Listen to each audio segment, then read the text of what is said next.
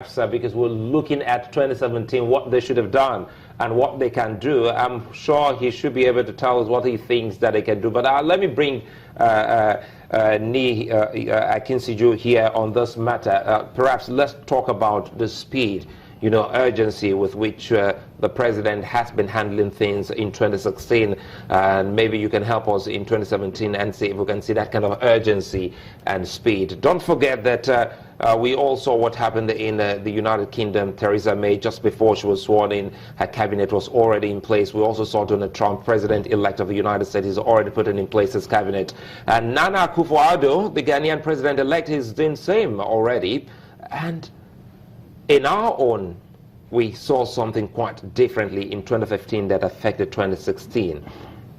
What do you expect to see in 2017 as regards action and speed with which you would want to see the president act on some other issues? Well, I think it's about pace, and we need to be sincere with ourselves. The truth of the matter is... That's another word for it, pace. Yes, it's about pace and the circumstance. The British circumstance, the United States of America's circumstance, even now, are different, to the Nigerian circumstance.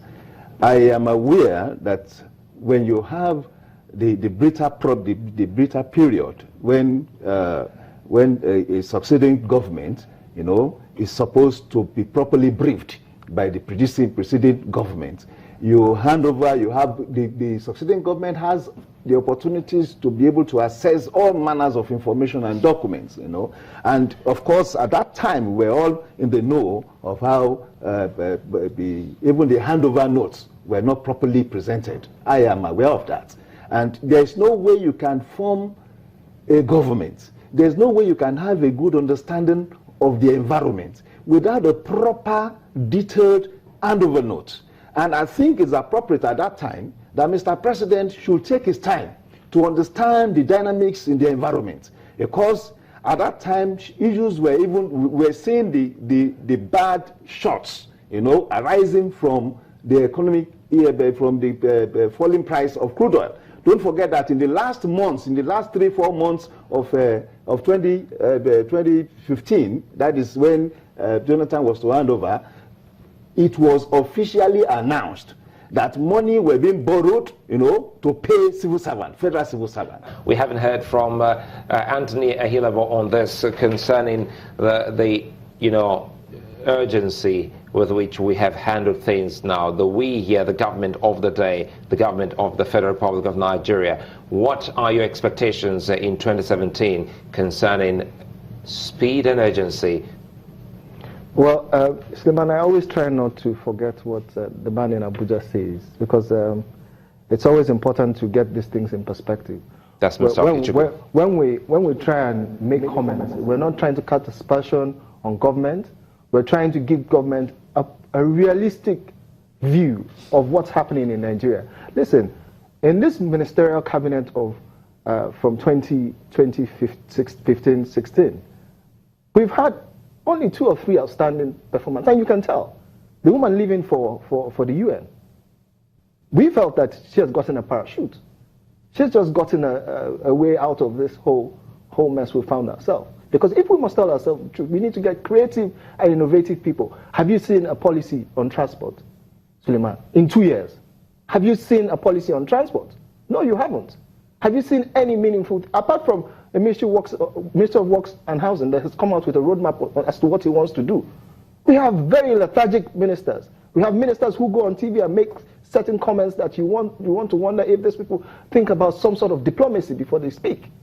So let's even leave that as one part of the problem. Now let's talk about the urgency government needs to take in action. They need to reject the cabinet. We even have cabinets that are short of ministers. We've lost one minister, James Tulme, so rest in peace. And now there's no replacement for him. Now another minister is leaving for the UN. So there's evidently a shortage in hands to manage the capacity. And why give one minister 3 ministries? It's a burden. It's a burden too much. And we're seeing it. The power situation in the country has come from bad to worse. And it's as if it's exacerbated the economic situation of Nigerians. So we must take urgent steps. The president must start to listen to Nigerians. It is sugarcoating of issues about what's happening to Nigeria, as I've heard from the party in Abuja and my friend in the studio here. It doesn't help. It doesn't help us if we don't come to terms with our reality that Nigeria needs urgent. We need to call in people who can. We need an economic team. What I see today in government, there's no economic team. There's nobody there with a sense of economic direction.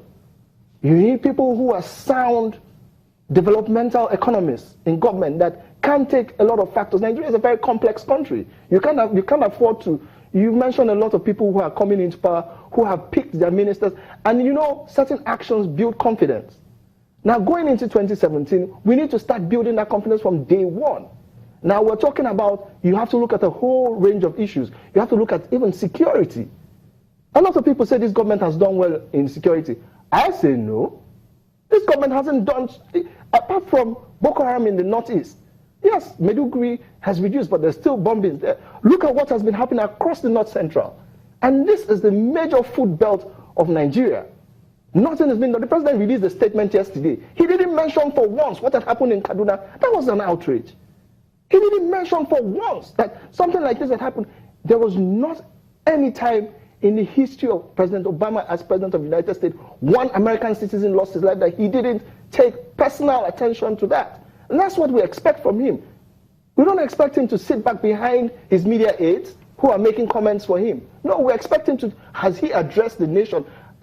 Suleiman, you are in the press. Have you had a sit down with the president this year in 2016 at all? Has he built confidence in you? Has he spoken to Nigerians? Has he assured us? That's what we expect for a commander-in-chief, not some a group of people speaking and very incoherent to them, I might add. The communication from different people are saying different things. As of last year, we had the Minister of Finance saying something different, the Governor of Central Bank says something different, the Minister of National Planning is with a totally different figure. So what's happening?